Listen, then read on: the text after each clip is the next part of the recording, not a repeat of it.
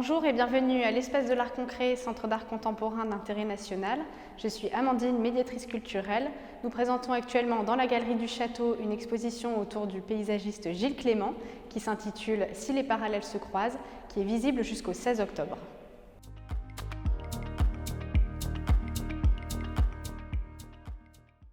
Gilles Clément est un jardinier, paysagiste et botaniste français. Après une formation comme ingénieur horticole en 1967 et comme paysagiste en 1969 à l'Institut national d'horticulture et de paysage d'Angers, il enseigne depuis 1979 à l'École nationale supérieure du paysage de Versailles, en parallèle à son activité de concepteur.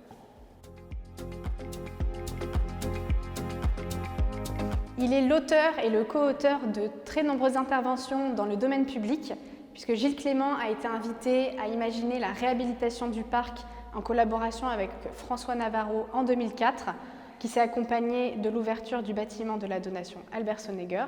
Et en 2022, une nouvelle facette de la ville s'est construite avec la création du parking multimodal et son parvis végétalisé. C'est donc en toute logique que la ville de Mouans-Sartoux a invité Gilles Clément à prolonger sa réflexion en liant le parc et la nouvelle extension.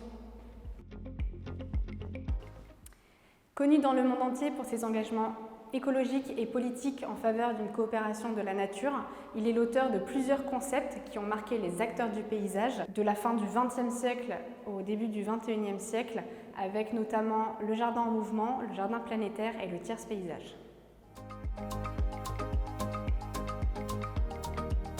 C'est dans son jardin personnel en Creuse que Gilles Clément expérimente ce qu'il théorisera sous le nom de jardin en mouvement.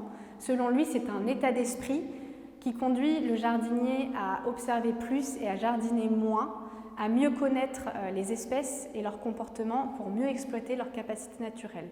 Gilles Clément a d'ailleurs conçu les jardins des Méditerranées au domaine du Rayol selon cette philosophie.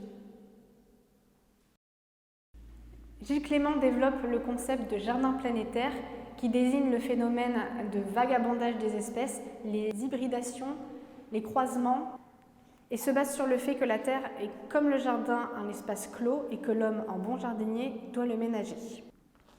Le tiers-paysage désigne quant à lui la somme des espèces où l'homme abandonne l'évolution des paysages à la seule nature.